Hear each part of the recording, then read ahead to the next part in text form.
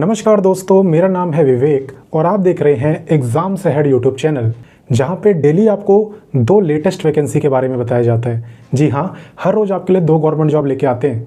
जो पहली वीडियो है ना, वो आती है सुबह 10 बजे और दूसरी वीडियो आती है दोपहर में 3 बजे। टाइमिंग बिल्कुल फिक्स है। और दोस्तों, आपने एक मशहूर डायलॉग ज़रूर सुना होगा कि पढ़ोगे लिखोगे तो बनोगे नवाब और खेलोगे कूदोगे तो होगे खराब। सुना है ना? बट ये लाइन पूरी तरह से बकवास है। ये आज की वीडियो देखने के बाद आपको पता चलेगा कि भाई साहब, पढ़ना भी ज़रूरी है लेकिन खेलना भी बहुत ज़रूरी है। क्योंकि आज मैं आपके लिए लेकर आया हूँ एक बिना एग्ज़ाम वाली परमानेंट गवर्नमेंट जॉब। जी हाँ, ये बिल्कुल पक्की सरकारी नौकरी है और इसे लेने के लिए आपको कोई एग्ज़ाम नहीं देना। घर बैठे आराम से आवेदन कर सकते हो और जो फीस है ना, वो भी बहुत कम है। बहुत सारे बच्चों की तो फ्री भी रहने वाली है। और ऐसा नहीं है जीडीएस की तरह कि बिना एग्ज़ाम के गवर्नमेंट जॉब मिल रही है तो सैलरी कम है। बिल्कुल नहीं, सैलरी है यहाँ पे 48,000 पर मंथ।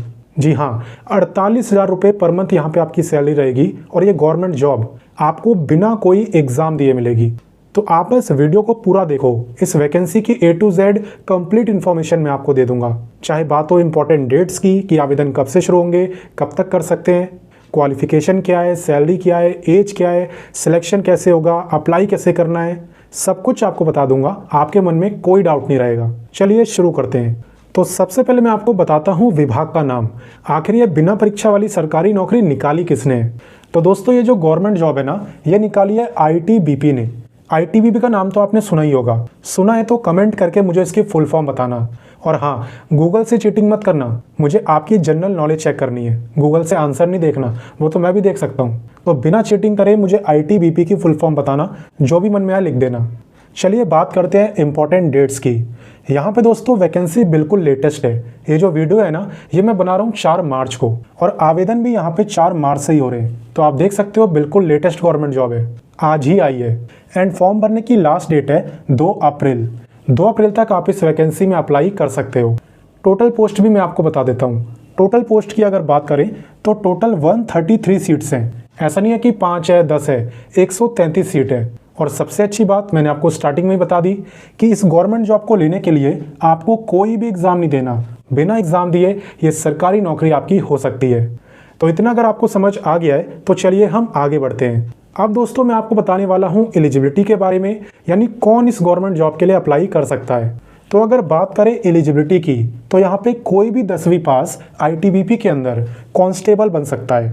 इस पोस्ट का पूरा नाम है कांस्टेबल जनरल ड्यूटी, इसे शॉर्ट फॉर्म में जीडीबी कहते हैं। तो बिना एग्जाम दिए यहाँ पे आप कांस्टेबल बन सकते हो आईटीबीपी विभाग के अंदर। सैलरी मैंने आपको स्टार्टिंग में बता दी थी, दोबारा से बता रहा हूँ।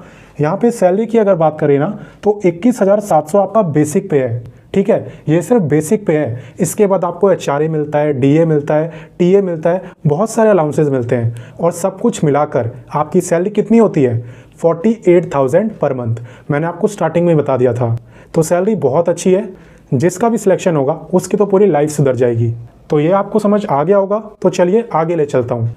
अब दोस्तों, मैं आपको बताता हूँ एप्लीकेशन फ़ीस के बारे में, यानी इस गवर्नमेंट जॉब में अप्लाई करने के लिए आपको कितने पैसे खर्च करने पड़ेंगे। चलिए देखिए, यहाँ पे अगर आप जनरल, ओबीसी या फिर ईडब्ल्यूएस में आते हो ना, तब आपको देने होंगे 100 रुपये। ठीक है, और वो भी सिर्फ मेल को देने हैं। फीमेल को तो कोई पैसे देने ही नहीं है। आप चाहे जनरल के हो या रिजर्व कैटेगरी के हो, अगर आप फीमेल है ना, तो आप बिल्कुल फ्री में अप्लाई कर सकते हैं। साथ ही साथ जो SC/ST के मेल कैंडिडेट्स हैं, वो भी बिल्कुल फ्री में अप्लाई कर सकते हैं। आप देख सकते हो SC/ST और सभी फीमेल, ये 3 लोग बिल्कुल फ्री में अप्लाई कर सकते हैं बिना 1 रुपये खर्च करे। और बाकी आप लोगों को जनरल, ओबीसी और ईडब्ल्यूएस के मेल कैंडिडेट को 100 रुपये यहाँ पे देने होंगे। और ये दोस्तों आपकी ऑल इंडिया वैकेंसी है, यानी कि भारत के सभी राज्य के लोग इसमें अप्लाई कर सकते हैं। तो इतना अगर आपको समझ आ गया है तो चलिए मैं आपको आगे ले चलता हूँ। अब मैं आपको बताने वाला हूँ एज के बारे में, यानी इस वैकेंसी में एज कितनी मांगी गई है। सबसे ज़्यादा ध्यान आपको देना है कि एज काउंट कब से हो रही है। ठीक है, एज आपकी काउंट हो रही है गाइज 2 अप्रैल से। तो अभी आपकी कितनी एज है इस बात से कोई फर्क नहीं पड़ता। 2 अप्रैल 2025 को आपकी कितनी एज होगी वो आपको देखना है। अगर 2 अप्रैल को आपकी एज 18 से 23 साल के बीच में रहेगी, तब आप इस वैकेंसी में अप्लाई कर सकते हो। हालांकि ये जनरल की एज लिमिट है, बाकी रिजर्व कैटेगरी वालों को तो अलग से रिलैक्सेशन भी मिलता है। तो चलिए मैं आपको रिलैक्सेशन भी बता देता हूँ कि किस कैटेगरी को कितना मिलने वाला है। यहाँ पे एज रिलैक्सेशन की बात करें तो जो SC/ST के कैंडिडेट है ना, उन्हें मिलता है 5 साल का रिलैक्सेशन। यानी कि वो कब तक अप्लाई कर सकते हैं? वो अप्लाई कर सकते हैं 28 ईयर तक। 23 + 5 कितना हुआ? 28। वहीं पे OBC की अगर बात करें तो OBC वालों को मिलता है 3 साल का रिलैक्सेशन। यानी वो अप्लाई कर सकते हैं 26 ईयर तक, क्योंकि जनरल की एज लिमिट थी 23 और उसमें आप 3+ कर दो तो हो जाएगा 26। ठीक है, आगे बात समझ? तो चलिए आगे बढ़ते हैं। अब दोस्तों बात करते हैं सिलेक्शन प्रोसेस की, कि आखिर जब यहाँ पे एग्ज़ाम हो नहीं रहा तो गवर्नमेंट जॉब मिल कैसे रही है। ये क्वेश्चन आप सभी के दिमाग में चल रहा होगा, तो चलिए मैं आपको बताता हूँ। यहाँ पे दोस्तों आपका सिलेक्शन हो रहा है स्पोर्ट्स सर्टिफिकेट के बेसिस पर। अब भाई इसका क्या मतलब है स्पोर्ट्स सर्टिफिकेट का? तो देखिए, मैंने आपको क्या बोला था स्टार्टिंग में कि पढ़ोगे लिखोगे बनोगे नवाब और खेलोगे कूदोगे होगे खराब। ये सबसे बकवास लाइन है। ये बोला था ना मैंने। क्यों बोला था? इसीलिए बोला था कि यहाँ पे आपका सिलेक्शन स्पोर्ट्स सर्टिफिकेट के बेस पे होगा। जी हाँ, इसका मतलब ये है कि जिन भी बच्चों पे इंटरनेशनल, नेशनल या फिर कम से कम स्टेट लेवल का भी सर्टिफिकेट है ना, वो इस गवर्नमेंट जॉब में अप्लाई कर सकते हैं। और आपके सर्टिफिकेट के बेसिस पर ही आपको शॉर्टलिस्ट करा जाएगा और ये गवर्नमेंट जॉब आपको दी जाएगी। तो इसलिए कहता हूँ कि पढ़ाई भी ज़रूरी है और खेलना भी ज़रूरी है। दोनों काम अच्छे से करोगे तो दोनों जगह बेनिफिट मिलेगा। आप जानते होगे काफ़ी जगह एडमिशन भी जो है स्पोर्ट्स कोटा की वजह से काफ़ी आसानी से हो जाता है, कम परसेंटेज पर भी। और यहाँ तो आपको डायरेक्ट सरकारी नौकरी मिल रही है यार। तो अगर आप अभी कॉलेज में हो, स्कूल में हो और अगर स्पोर्ट्स खेलने का मौका मिल रहा है तो ज़रूर खेलो, पढ़ाई भी करो और स्पोर्ट्स भी खेलो। शरीर भी फिट रहेगा और साथ ही साथ फ्यूचर में ये सर्टिफिकेट काफ़ी काम भी आएंगे। तो यहाँ पे सबसे पहले आपको स्पोर्ट्स के सर्टिफिकेट के बेसिस पर शॉर्टलिस्ट करा जाएगा और फिर शॉर्टलिस्ट कैंडिडेट्स को बुलाया जाएगा स्पोर्ट्स ट्रायल के लिए। अब मैं आपको स्पोर्ट्स ट्रायल का मतलब समझा देता हूँ कि इसमें होता क्या है। मान लो मैं एक खो-खो प्लेयर हूँ, ठीक है, मेरे पे इंटरनेशनल या फिर नेशनल लेवल का खो-खो का सर्टिफिकेट है। तो मैंने इस गवर्नमेंट जॉब में अप्लाई कर दिया और सर्टिफिकेट के बेसिस पर मेरे को इस विभाग ने शॉर्टलिस्ट भी कर लिया और बुलाया कि आइए स्पोर्ट्स ट्रायल दीजिए। अब इसका मतलब ये है कि जिस गेम का मेरे पे सर्टिफिकेट है वही सेम गेम मेरे को उन्हें खेल कर दिखाना होगा और मेरी परफॉर्मेंस के बेसिस पर ही या तो वो मेरे को सरकारी नौकरी दे देंगे या फिर रिजेक्ट कर देंगे। ठीक है, तो स्पोर्ट्स ट्रायल का मतलब ये होता है कि जिस भी गेम का आप पे सर्टिफिकेट है वो सेम गेम आपको खेल कर उनके सामने दिखाना होता है। और यहाँ पे दोस्तों आपकी चेस्ट वगैरह भी देखी जाती है अगर आप मेल हो तो। यहाँ पे मेल कैंडिडेट्स की मिनिमम चेस्ट होनी चाहिए 80 सेंटीमीटर, यानी कि बिना फुलाए 80 सेंटीमीटर आपकी चेस्ट होनी चाहिए और फुलाने के बाद 5 सेंटीमीटर बढ़ जानी चाहिए, यानी 80 से हो जानी चाहिए 85 सेंटीमीटर। और अगर आप फीमेल हो तो आपकी चेस्ट वगैरह नहीं नापी जाती, ये सिर्फ मेल कैंडिडेट की देखी जाती है। तो आई थिंक ये आपको क्लियर हो गया होगा। तो चलिए आगे बढ़ते हैं। अब यहाँ पे दोस्तों कांस्टेबल की जॉब है तो आपकी हाइट भी देखी जाएगी।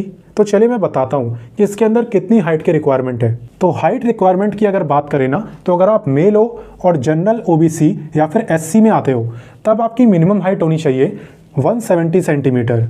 वहीं पे अगर आप फीमेल हो और आप जनरल OBC या SC में आती हो तब आपकी मिनिमम हाइट होनी चाहिए 157 सेंटीमीटर।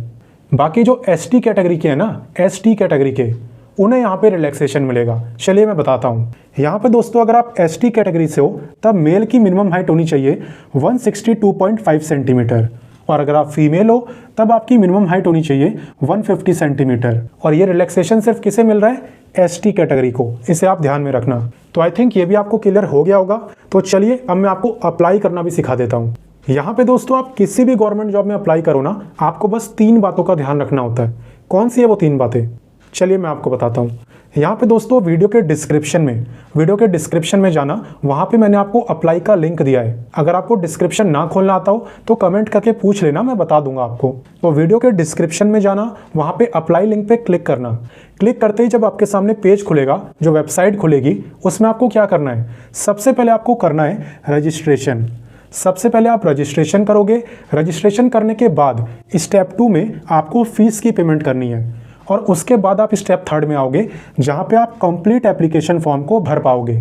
तो क्या करना है? सबसे पहले रजिस्ट्रेशन, फिर फीस की पेमेंट, फिर आप यहां पे पूरा कंप्लीट फॉर्म भर पाओगे। कोई भी गवर्नमेंट जॉब में इसी 3 स्टेप को फॉलो करके अप्लाई करा जाता है। अगर इन 3 स्टेप को फॉलो करोगे ना तो किसी भी सरकारी नौकरी का फॉर्म आप आराम से भर लोगे। और बाकी कोई दिक्कत आए तो मैं हूँ, आप मेरे से पूछिए, कमेंट करिए, मैं आपका रिप्लाई करूँगा। अब बाकी बात करें कि ये ITBP वाले आपको जॉब देंगे कहाँ पे, आपकी पोस्टिंग कहाँ होगी। तो देखिए, आईटीबीपी के अंदर कोई भी पोस्टिंग फिक्स नहीं होती कि आप इसी राज्य में रहोगे। पूरे ऑल ओवर इंडिया में, भारत में कहीं पर भी आपकी पोस्टिंग हो सकती है। हालांकि सैलरी काफ़ी अच्छी है, 48,000 है, और ऊपर से आप अकेले थोड़ी रहते हो, पूरा बटालियन, पूरा ग्रुप आपके साथ रहता है, तो कोई दिक्कत नहीं होती, सब लोग आराम से रह लेते हैं। तो गाइज़, मेरी आपसे यही रिक्वेस्ट है कि आप इस वीडियो को हर उस बच्चे के साथ शेयर करें जो भी स्पोर्ट्स खेलता है, क्योंकि काफ़ी बच्चों पे स्पोर्ट्स का सर्टिफिकेट तो होता है, लेकिन उन्हें पता नहीं होता कि इसे यूज़ कहाँ पे करना है। तो ये है जगह, यहाँ पे आपको यूज़ करना है। और साथ ही में अगर आपको मेरे समझाने का तरीका अच्छा लगा हो तो वीडियो को एक लाइक भी कर देना, क्योंकि आपके लाइक से मैं काफ़ी मोटिवेट होता हूँ। बाकी चलिए मिलते हैं नेक्स्ट वीडियो में किसी नई गवर्नमेंट जॉब के साथ। तब तक के लिए अपना ख्याल रखिए। जय हिंद।